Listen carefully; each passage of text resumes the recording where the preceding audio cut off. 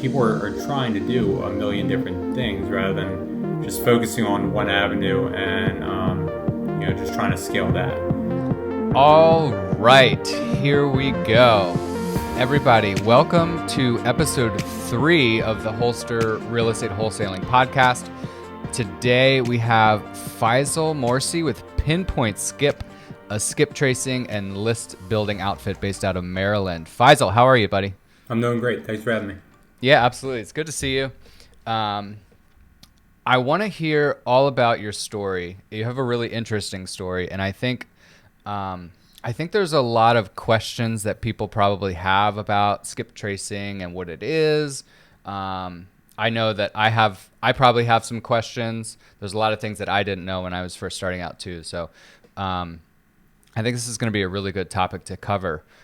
And let's start out with how did you get started in real estate? What interests you in getting involved in real estate? Sure. So when I got out of college, I was a DoD contractor for like 5 or 6 years, and I hit my ceiling in the company. So I decided to go back to school and teach myself like a computer programming language. It was a database language. And then afterwards, I went and got at the time was my dream job. It was for a software company. I was a data analyst there for like 5 or 6 years. And we got bought out by a private equity company, and things changed. And, I guess saw the people that were ahead of me, that had been there, in the industry for like 20, 30 years. And I just realized that, although at the time it was my dream job, it wasn't my dream career.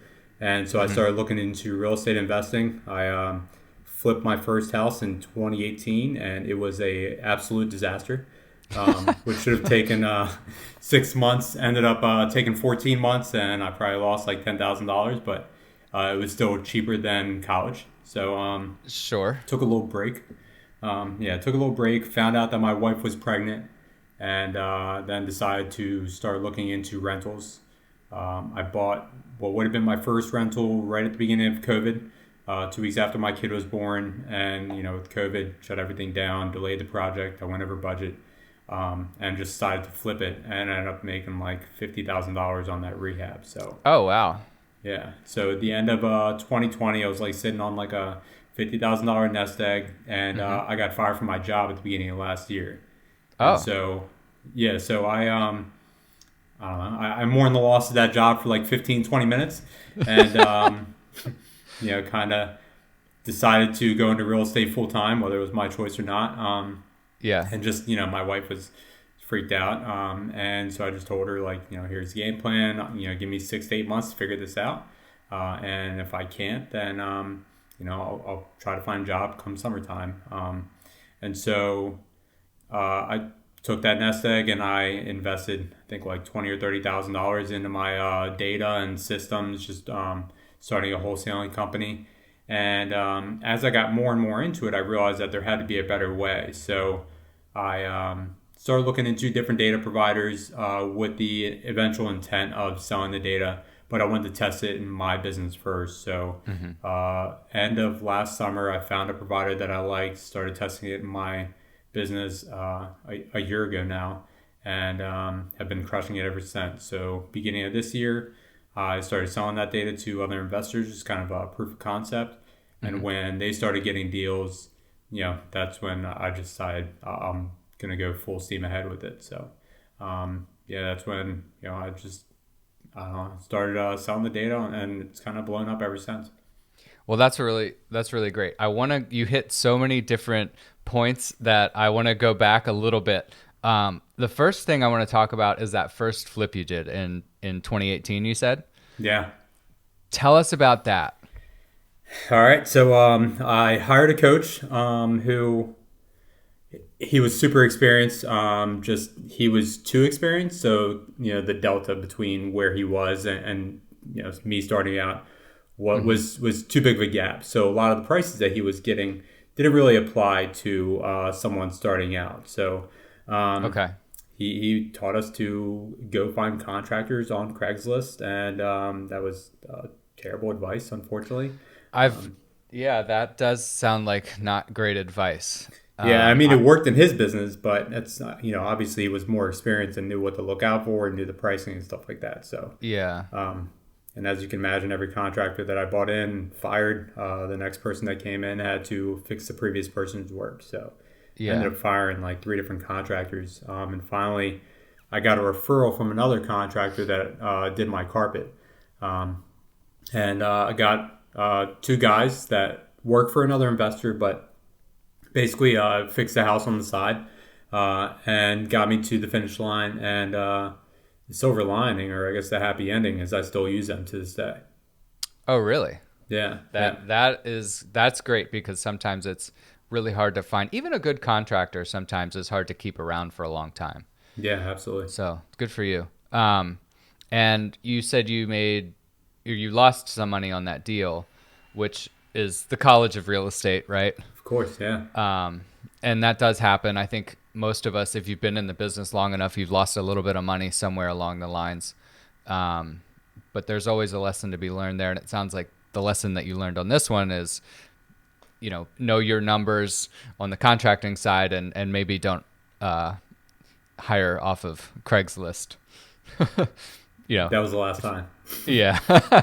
Yeah, that sounds like good advice. So from there, you said you had moved on and bought a rental property, but that turned into a flip. Yep. Yeah. Yeah, getting into rentals around the time of COVID is probably tricky. I remember during that time, I thought I was going to go bankrupt. I was like, there's no way that this is going to work out. I thought the world was burning down, and I think a lot of other people did. And turns out that wasn't quite the case. The real estate market really heated up. But yeah, it was a scary time. That it was. So tell us about this rental property. The one that would have been? Yeah, the one that would have been. Yeah, so it was a single family home in Pikesville. You know the area, and it would have been a great rental. And it got to the point where because I went over budget, I just wouldn't have had enough money at the end of the day to burr out and get my next one. So it would have cash flowed probably like netting $500 or $600 a month. But that would have been my last project for a while until I was able to raise more capital. So luckily, the way things worked out, I was able to sell it and make all that money because I wouldn't have been able to survive off $500 a month. Right. Yeah, that makes sense. And you had a timeline of 8 months or 9 months or so to convince your wife that this is the way to go. Yeah, pretty much. Yeah. Well, I'm glad that worked out. So then, yeah, and so it sounds like by the time you moved on from your job with the software company, you knew at that point that you were into real estate. This was going to be the next move, and it didn't sound like you really questioned it at all. No, luckily I had that successful flip under my belt, or else had it been a year prior, I would have been doubting, and I'd probably still be stuck at a job that eventually I'd end up hating again, I'm sure. Yeah, but it would have probably given you motivation too. Yeah, absolutely. Yeah, so but I don't think I would have had. I don't think I would have had the balls to do it on my own. Just make that leap. You know what I mean? Like, it's no matter how leap. big the nest egg. Yeah, absolutely. Especially with like a family and like bills and health insurance. Yeah, no, I hear that. And now that's been how long now since you said beginning of 21? Yeah. So. Okay, so you're coming up on like a year and a half at least, right? Yeah, absolutely. Okay, so so what happened then? You said I'm gonna start looking at data because you have experience in that field, right? Data. Yeah, so I was a data analyst for the software company. And you decided that, hey, I'm buying data as a real estate investor. What can I do with that? Yeah, so my initial business plan was I was starting a wholesaling company, and so I set up the systems, and I pulled the data like every other investor, where I got it from list source, and then I skip traced it and did prop stream like everyone else, and I was paying 12 to 15 cents a record, and I was still getting garbage data. And so that's when I was like, okay, well, how can I improve upon this? I just felt like it was an opportunity to help other investors, give them a quality product, and Hmm. still make money myself. Okay, so let's talk about what, when you say data, what is data exactly in this sort of world of real estate wholesaling? And then we'll touch on skip tracing too, because I think that's another question that a lot of people have. What is skip tracing? Sure. So data essentially is pulling lists of motivated homeowners, Okay. different motivational factors like inheritance, absentee owners, people that have like high equity, free and clear, tax delinquents, bankruptcies, stuff like that. So people who essentially have the motivation to sell their house either at a discount or they need to sell it within a quicker timeline than they'd be able to get if they would have listed on the MLS. Okay. Got it. And then So you're skip tracing is basically just like the art of finding the homeowner's name and number of a specific property that you're looking okay. So how does that process work? at. I don't necessarily know. I just know like my different data providers. I have a couple ones that basically that pull the actual like property data, and then they also pull the data from the different phone providers and software developers match them up. Okay. So you can just say next time it's actually magic, right? It's just Pretty magic. much. Where's my sound effect? Is my sound effect gonna play? No, it doesn't want to play. Okay, so you are pulling data, you're skip tracing, you're providing this information to wholesalers so they can track down motivated sellers or potentially Yep. motivated sellers. Correct. And as a wholesaler, um, how many leads does a typical wholesaler look at per month, let's say? So right now, the way my wholesaling business is set up is I have two cold callers in Costa Rica that Mm-hmm. I provide 10,000 records a month each caller, and then they funnel leads to my CRM. And then I have a follow-up specialist that follows up with them. Mm-hmm. Typically, it'll take 10,000 records to get about a contract and a half, let's say. So Okay. I'll get about 2 to 4 contracts per month with the two cold callers. Okay. And then from there, the amount of offers to deals, we're submitting around 40 to 50 offers for every contract that we're getting under. 40 to 50 offers. Okay, so you start with 10,000, you get down to 40 or 50 offers, and then from there you got a couple of contracts. Correct. Okay. So that's a lot of calling. It is, yeah. I mean, they're doing on a power dialer like 10,000 a day. Yeah, that 10,000 a day? Yeah, 10,000 dials a day. Oh, okay. Okay. Yeah. So they could be calling multiple numbers at one time. Yeah, How many, absolutely. what's the max amount of calls you can call at one time? 10. Okay. Very interesting. And so basically the way it works is when someone picks up the phone, it hangs up the other 9. Okay. Yeah, I've had, I think I've had some of those calls before. I pick up the phone and it just hangs up. Yeah, because there's usually a delay also. So like if you're the one that picks up and nobody else does, it takes them like like a couple seconds. So usually on those call center calls when you pick it up, you say hello. It takes them like a couple seconds to like click over. Usually by that time I hang up. Oh, this makes so much sense now. I get so many of those calls. Mm-hmm. It's you, isn't it? Calling me 10,000 Every times a single day. time. Yeah. So let's hear a little bit about your wholesaling business. You've been an active wholesaler for, it sounds like, a few years now. Yeah. So I mean, about 2 years, but full time since the beginning of last year. Mm-hmm. But I hadn't done a ton of wholesale deals before going full time into this. So had you done any wholesale deals before that, or were you focused on flips and rentals? 2, I think. Yeah. Yeah.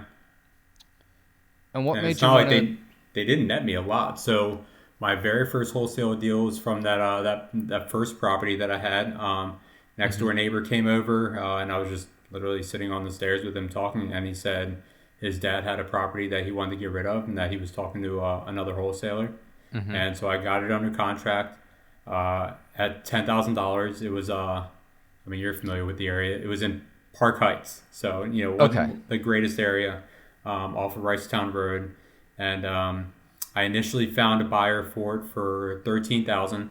Came from another wholesaler, so him and I were going to get 1,500 each, and then at the settlement table, the buyer didn't show up, and so ended up. It took me another 6 months to find another buyer, and obviously the homeowner was obviously stressed out about it, and like took some finessing to actually get him to agree to re-sign the contract, because I ended up finding another buyer through another JV wholesaler. Sold it for like, I think it was like 15,000 at the time, so I ended up making like 4,000 to 5,000 on it. Okay. Well, that kind of helps break the loss out of the other deal, right? Yeah, absolutely.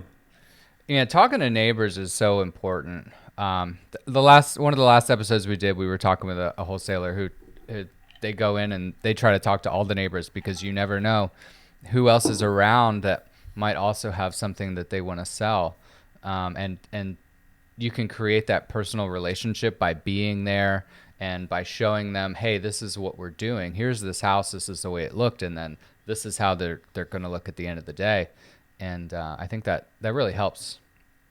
Yeah, definitely. I mean, with me rehabbing the property, I just wanted to make sure that we were respectful of the neighbors, that, all the contractors that were coming over were respectful. And at the end of the day, what they end up doing is, they won't report you for any like noise violations or anything to like the county or the city. And they'll look out for your property in case anybody's like breaking in or something like that. Yeah, it's always good to have an extra set of eyes. Yeah, definitely. So, what are your goals in real estate? What do you want to be when you grow up? That's what my mentor used to ask me that a lot. Still haven't figured that one out.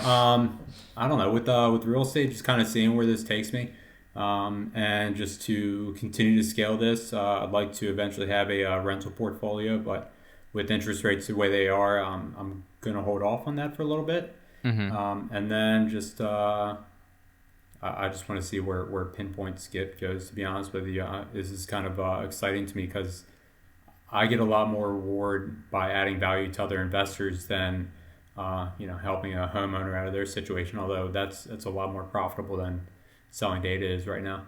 Right. Now, what makes your data different than your competitors? For me right now, I have a couple curated lists that I came up with that no other data provider has. One is called the potential absentee list. So it's people who own more than one property that don't have forwarding addresses on them. So they look like they're owner occupied, but basically they're like accidental investors. So it's someone who lived in a house and moved to the next place without selling it. And then what we do is we scrub it against the absentee list. So anybody who's targeting the absentee list aren't targeting these people. So we have that one. Interesting. Yeah, we have that one. And then one that's called the missing data list. So it's anywhere where there's like a null, a void, or a blank in a data point. And the reason that's important is because whenever people go to filter a record on that data point, if that data point's missing, it'll automatically filter it out. And can you give us an example of what one of those data points might be? Yeah, so it'd be like home sold, or like the amount it's sold for, or like square footage, stuff like that. Okay, interesting. Well, that sounds like a pretty good couple of lists there. I have not heard of those types of lists myself. And you said you came up with that on your own? Yeah, That's and creative. with another provider, just to see if we can actually do it. So Yeah, it's really been working creative. really well. Yeah, thanks. Yeah? And we test that obviously in my business before sending it out to customers, and it's been working really well in my business. So That's awesome. What kind of technology are you guys using in your business? CRM, we use Podio. My follow-up specialist uses Mojo. That's we the have dialer, PropStream. right? Correct. Yeah. Okay, I've heard of that. And then we comp using PropStream and Zillow. Nothing crazy. Okay. And so you have a software background, right? Correct. So the software company that I used to work for was a software company for personal injury lawyers. So that's where they put like all of their like case information. Personal injury lawyers. Interesting. Are those like the guys you see on park benches and stuff, like the Saul Goodmans of the world? Yep, Yeah. absolutely. Um, and I take it from being involved in the software side of things, and the data. I guess I'm trying to link what types of data you guys are using, and what how you sort of pivoted to real estate data, because those are different types of data. Yeah, it really I is. take it. So basically, my job at the company was the like lawyers will come to me and they would say like, hey, I want to take a look at, I don't know how many cases we settled last month for how much, and like by specific case type, and then Mm-hmm. so I would basically go in their database and like magic, I would create this like pretty little report form so that instead of like seeing like all the little data points, they were seeing like a 30,000 foot view. And so a lot of times I found myself consulting them on like, hey, that's not what you want to look at. Instead, you want to look at this. And at the end of the day, it really has nothing to do with real estate or even like anything with like Pinpoint Skip, but it's just kind of how my mind works with like the data and the numbers in that aspect. Okay. Yeah. It seems like it's there's a skill there to get creative and figure out, because there's so many different companies out there doing data and providing lists, and they're very similar. So investors are using the same lists over and over. Everybody's calling the same numbers, right? Yeah, I mean, unfortunately, yeah. I mean, I hear people every day tell me that they pull lists from PropStream, Batch, List Source. That everyone's doing pretty much the same thing. And so at the end of the day, it all works. It's just a matter of consistency and timing and following up with sellers. Right. And not having as many people calling the same numbers is a benefit, because you're not necessarily competing with 20 other people. You might be competing with 3. Yeah, exactly. Yeah. That's really interesting how you've put those lists together. I commend you on that. Appreciate that, man. Thanks. Yeah. So let's see. I had some more questions here.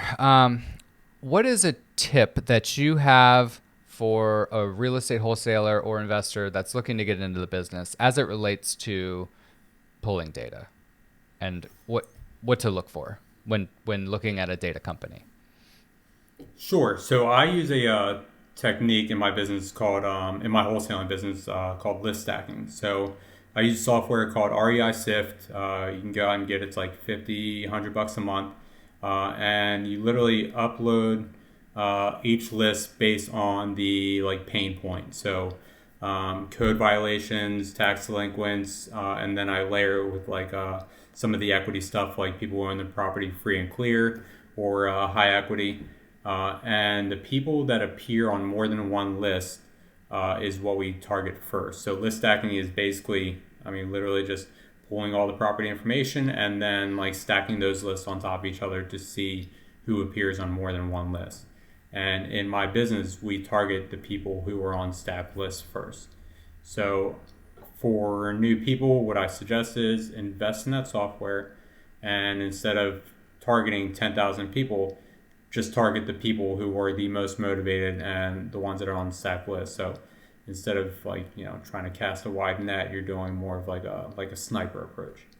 Okay, so the idea is that if a potential seller is on more than one list, they're more motivated, or potentially more motivated, than somebody who might just be on one list. Yep, exactly. So my last deal, we got the person was on the code violation list, the vacant list, and the pre foreclosure list. Oh, And yeah, and so with that, obviously, they were under the gun to sell their house at you know accelerated pace. Yeah, I would say if I was on all those lists too, I might not want that house anymore either. Yeah, absolutely. That's a lot of lists.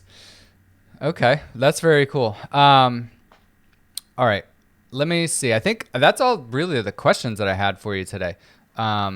Is there anything else that wholesalers might want to know about you and your business and how they can best utilize your data? I mean, I do free consultation calls. So what I do is I just hop on, call with different wholesalers and just, see what they're doing in their business, try to steer them in the right direction.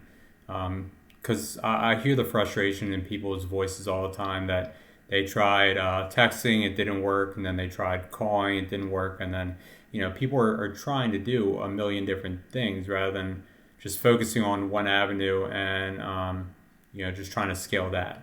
Like I said, in my business, all we're doing right now is cold calling, and although we're throwing a lot of data at it, it's working. And so, I just tell people just try to like stick to one method, and whatever it is, just put all your eggs in that basket because it all works. And at the end of the day, my data is 8 cents a record. It's a lot cheaper compared to PropStream. It's like 12 cents, and I think batch is 10 cents. And then we set up a coupon code with you guys. So when you go to checkout, put in the code Wholster, all caps, that's WHOLSTER, and you'll get 10% off your order. So it's even cheaper. Well, that's really great. I think a lot of people could take advantage of that. We'll put that link or that information in our show notes too. And I wanted to make a point that this advice you're giving right now about just focusing on one thing is not only applicable in just wholesaling, but real estate in general, because it's so easy to get shiny object syndrome in this business. There's a million ways to make a buck. And I think it's really, really great advice that you're giving to just have one thing to focus on that's working for you. And then we all know that that can get boring at some times, and people will, start to do other things. But if you're too spread out and you're not focused, you can get easily lost in this business. So I think that's great advice. Yeah, agreed. Thanks, man. Yeah, Faisal, hey, thanks for coming on the show. We love skip tracing and learning about it. I know I've already learned a lot just from sitting here today, and I think a lot of people looking to get into this or maybe already are in this business have learned a lot too. So we appreciate you coming on. Appreciate you having me. Thanks a lot, man. Thanks, Faisal.